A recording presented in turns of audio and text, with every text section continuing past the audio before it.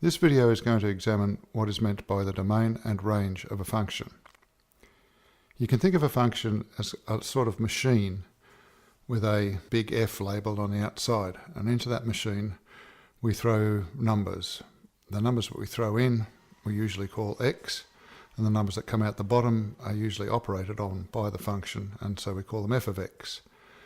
So the numbers that we throw into the top are known as the domain of the function, and what comes out of the bottom is called the range of the function. Let's have a look at an example and take a very simple parabola. This one, f of x equals x squared. Here's the machine, we'll label it f, and next to f we'll just put a little x squared to remind us what the function does to the numbers as they go in. If we throw a 5 in the top, out the bottom the function just squares it, so 25 comes out the bottom. If we throw a number in like a negative a half, out the bottom comes positive a quarter. An algebraic number like a, well, the function acts on that, it just squares it, and out the bottom comes a squared. So you can see that there are no restrictions here on the numbers that we can throw into the top. We can throw any number you like in there, and the function will quite happily act upon that. And so the domain there is all real numbers. At the bottom, though, we only have positive numbers coming out of this machine. A negative number, obviously, when you square it, is going to be positive. So the range of this particular function is just positive real numbers as well as 0. Here's what the function looks like as a graph. Let's have a look at another example. This time it's g of x, a different function, and g of x is equal to 1 over x. And again, we'll label our machine and we'll throw numbers into the top of the machine. If we throw a 3 into the function g, out the bottom we get 1/3. Obviously it inverts the number. So if we throw a 7th in there, at the bottom we get 7. But what happens here now if we throw a 0 into this machine?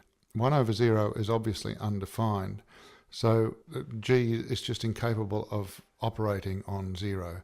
So we need to restrict the domain, we need to restrict numbers that we throw in, so that we don't include 0 as we throw them in there. Any other real number we should be able to cope with reasonably well in the top of this machine. So the domain here is restricted. It's restricted to all real numbers except for 0. We can't throw 0 in there. And similarly, at the bottom of this function, there's no way we're going to be able to get a 0 because 0 on 0 is undefined. So the range is similarly limited to all real numbers, but we can't include 0 here. Here's what the graph looks like.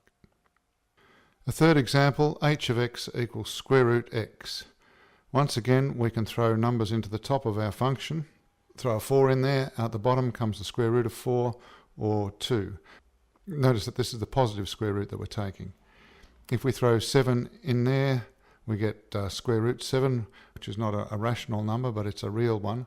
And so we can plot that on a number line, so that's quite okay to throw 7 in there.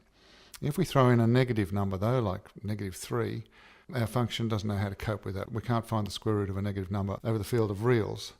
So we need to restrict the domain once again for this function to all positive numbers. We can throw 0 in here, of course, so we need to include that in our domain, because what's implied with the domain is that we throw in the maximum amount of numbers that we possibly can. And since we can throw 0 in there, we should include it in our domain. At the bottom, of course, the range is limited to positive numbers greater than 0. So we can't throw a number in the top and end up with a negative number coming out of the bottom. Here's what the graph looks like. And that's a quick look at the domain and range of a function.